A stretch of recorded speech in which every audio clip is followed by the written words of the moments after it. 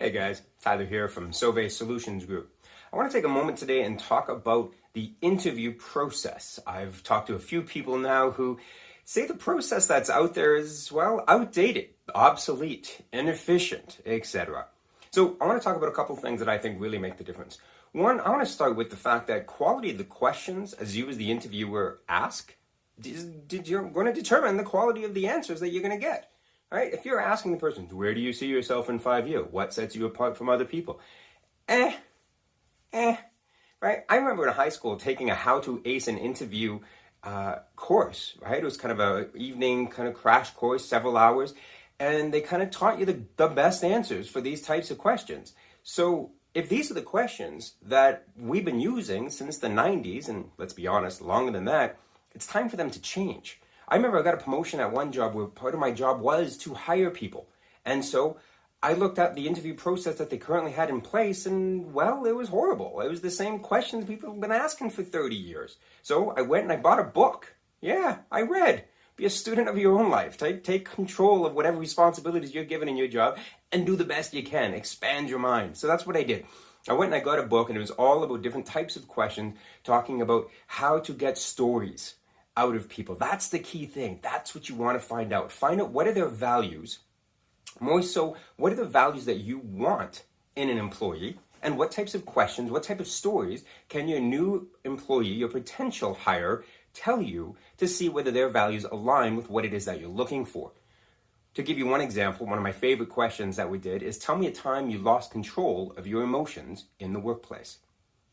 Not an easy question, but there was a great answer that a lot of people gave. And one thing that I thought was really interesting is something that I didn't think about going into it, but almost all the men that were asked that question referred to losing control of their emotions with anger.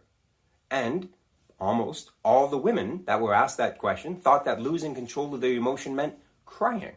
Think about what you thought when I first asked that question. Anyways, there's a lot of different questions that you can ask that's going to pull out a story. And when they ask a story, follow up with it. Don't be like, oh, okay, next question, right? Dive deeper.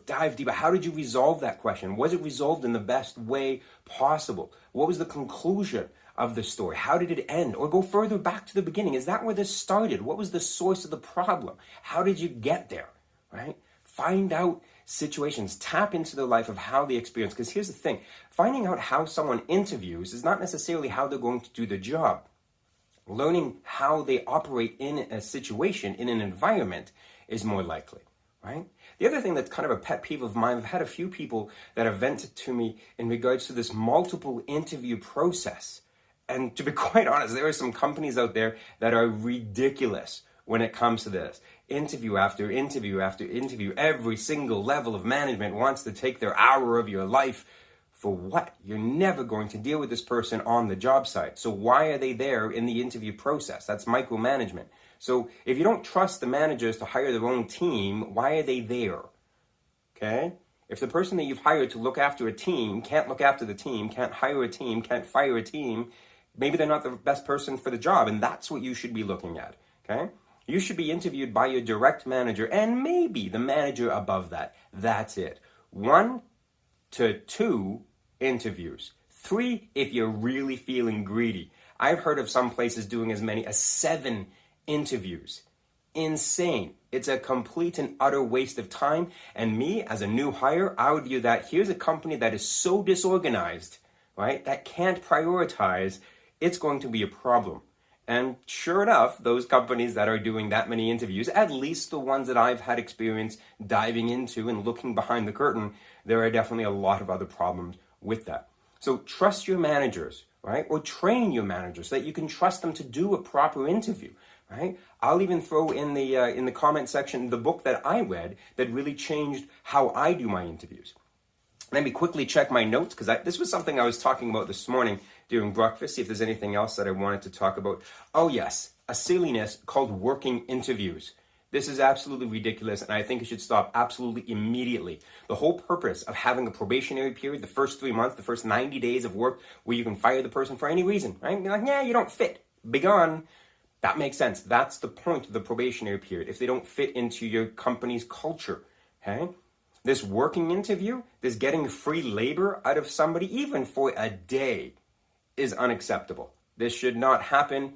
If you're working for a place, if you're looking at working for a place and they want to conduct an interview, you might want to suggest for them to maybe get with the times. This is unacceptable. I don't think it's a good idea in any way, shape, or form, right? That's the whole point of the probationary period. Show your new hire that you appreciate, you respect their time, and pay them for it. Getting free labor out of someone just to see if they fit, well, that's the whole point of the probationary period, but you're not insulting them by asking them to do it for free, right? So that's a big one for that. And I think that's the main ones that I got for that one there. So if you were the interviewer or if you were the interviewee, I would love to hear your thoughts, your opinions of anything that I've mentioned there in this video down below. Anything that maybe I haven't talked about, that maybe I should be talking about in the future. Anywho, I love hearing your thoughts. Feel free to comment below and have a great day.